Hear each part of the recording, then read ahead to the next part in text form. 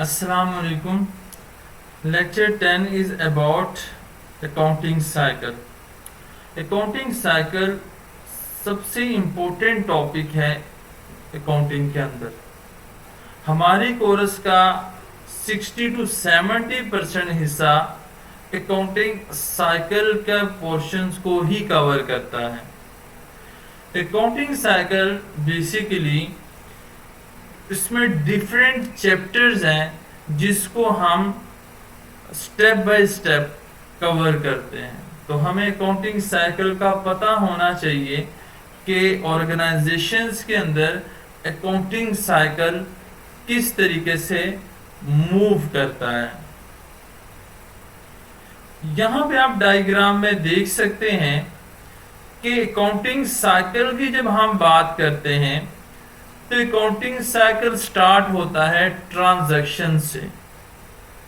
जब ऑर्गेनाइजेशन के अंदर, बिजनेस के अंदर कोई लेन देन होगा, चाहे वो कैश का लेन देन हो यानी कैश ट्रांजैक्शन हो या क्रेडिट का ट्रांजैक्शन हो, उस सूरत में हम स्टार्टिंग हो जाती है अकाउंटिंग साइकिल की। अब ट्रांजैक्शन के लिए एविडेंस के तौर पे वोचर का होना बहुत जरूरी है, क्योंकि अकाउंटिंग में हम तहरीरी सबूतों की बिना के ऊपर ही हम क्या कर सकते हैं, रिकॉर्डिंग कर सकते हैं। अदरवाइज हम प्रॉपर एविडेंस अगर ना हो तो हम रिकॉर्डिंग नहीं कर सकते। तो फर्स्ट स्टेप्स के अंदर ट्रांजैक्शन होती है किसी ऑर्गेनाइजेशन के अंदर। उसके बाद बेस ट्रांजैक्शन के लिए हमारे पास वोचर का होना बहुत जरूरी है। तो this is a first step. हमने प्रीवियस लेक्चर्स के अंदर पढ़ा कि परचेज फर्नीचर फॉर कैश, तो असल में ये क्या है, ट्रांजैक्शन है। अब उस ट्रांजैक्शन का हमारे पास वोचर यानी तहरीरी सबूत का होना बहुत जरूरी है। अब जब हमने कोई ट्रांजैक्शन की, हमारे पास वोचर भी है, no we record in journal, this is a second step. अब हम क्या करेंगे, इसकी रिकॉर्डिंग करेंगे।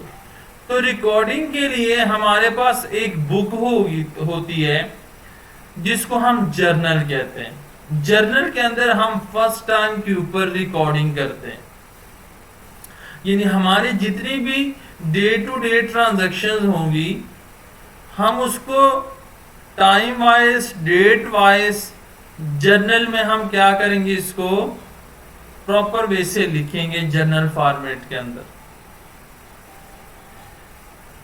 नेक्स्ट जो अपकमिंग हमारे लेक्चर्स हैं हम जर्नल से स्टार्ट करेंगे और मूव ऑन करेंगे, इस अकाउंटिंग साइकिल को हम कंप्लीट करेंगे।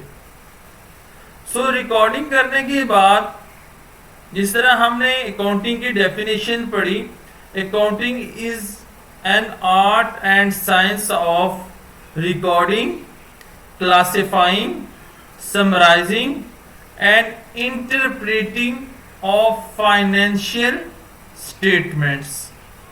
तो हम फर्स्ट स्टेप में हमने क्या करना है, रिकॉर्डिंग करनी है। तो रिकॉर्डिंग हम किस में करते हैं, जर्नल के अंदर करते हैं। जब हम सेकेंड स्टेप की बात करेंगे तो सेकेंड स्टेप में हम इसको क्लासिफाई करेंगे, मतलब कि एक बुक के अंदर डिफरेंट तरह की ट्रांजैक्शन होगी। अब हमने उन ट्रांजैक्शन की कैटेगरी बनानी है अकाउंट वाइज। तो हमने जो भी ट्रांजैक्शन है, फॉर एग्जांपल अगर फर्नीचर की ट्रांजैक्शन है तो हमने एक फर्नीचर का अकाउंट बना देना है और उसमें लिखना है कि कितना फर्नीचर हमारे पास आया और कितना चला गया।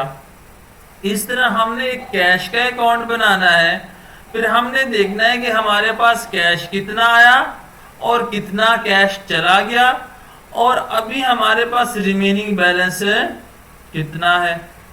इसी तरीके से हम कैपिटल का, डेटर्स का, कारोबार के अंदर जो जो ट्रांजैक्शन होगी उसका हम सेपरेट से अकाउंट्स बनाएंगे। तो जब हम सेपरेट से अकाउंट बनाते हैं, यानी जर्नल से एंट्रीज को हम पोस्ट करते हैं किसमें, लेजर के अंदर, और लेजर में हम उसको सेपरेट सेपरेट जो है वो लेजर अकाउंट जब हम बनाएंगे तो इसको हम कहेंगे कि हम क्लासिफाई कर रहे हैं। हम ट्रांजैक्शंस को, एंट्री को लिखने के बाद अब इसको क्या कर रहे हैं, उसको अलग अलग कर रहे हैं, अलग अलग कर रहे हैं।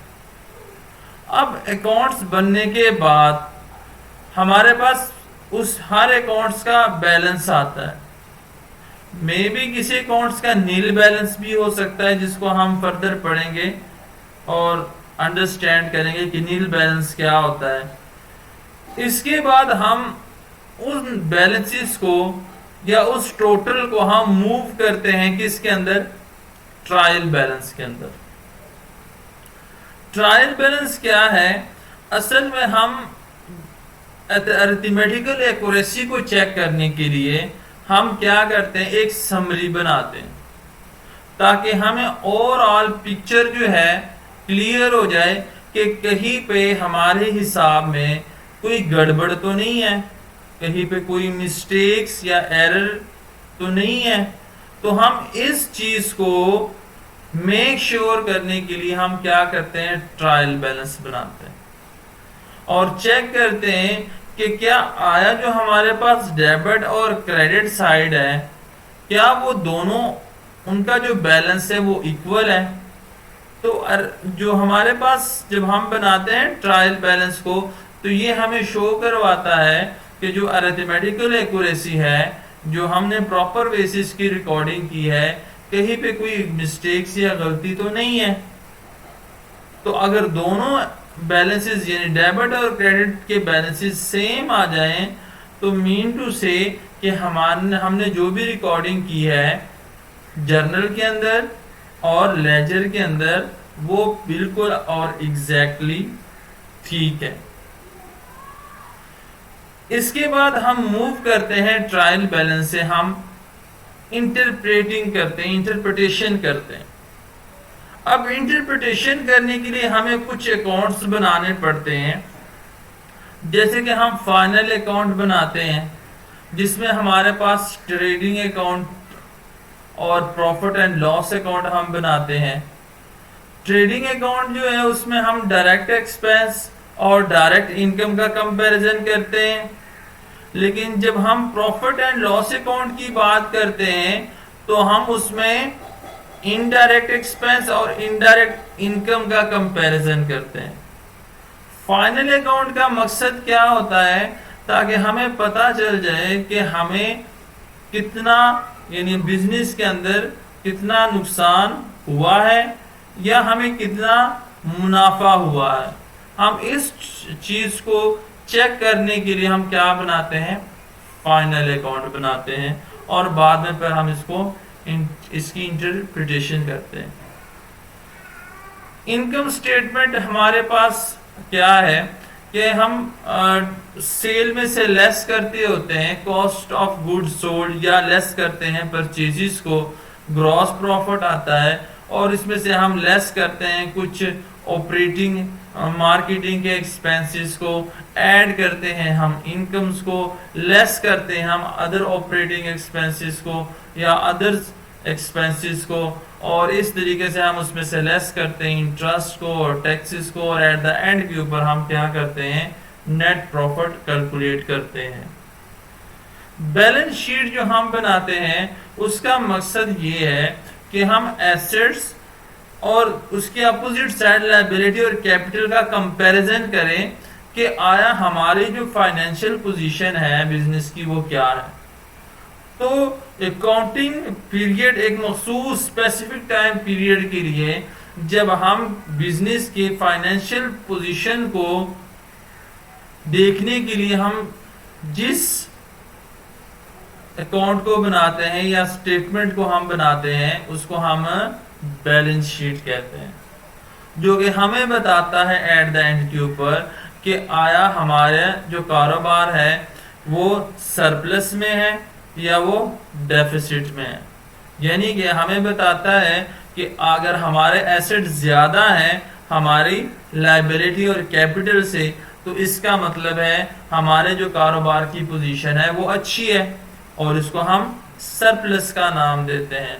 लेकिन अगर हमारे जो लायबिलिटीज हैं, जो कैपिटल है वो ज्यादा है जबकि हमारे एसेट्स जो हैं वो कम है, तो ये चीज डेफिसिट को शो करवाता है, जिसका आपने पहले एक उर्दू में बजट के अंदर ये नाम सुना होगा, खसारा।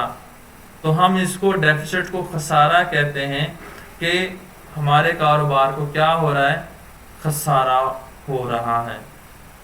तो अकाउंटिंग साइकिल से हमें क्या पता चलता है कि अकाउंटिंग साइकिल एक कंसिस्टेंट प्रोसेस है और यहाँ पे आने के बाद ये रुकता नहीं है, बल्कि फिर वो नेक्स्ट टाइम पीरियड के लिए ये मूव करता है और फिर दोबारा से ये बार बार यही अकाउंटिंग साइकिल जो है वो रिपीट होता रहता है। नेक्स्ट हमारे लेक्चर में हम जर्नल से स्टार्ट करेंगे और फिर हम इन तमाम टॉपिक्स को सीक्वेंस वाइज डिस्कस करेंगे और इससे हम लर्न करेंगे।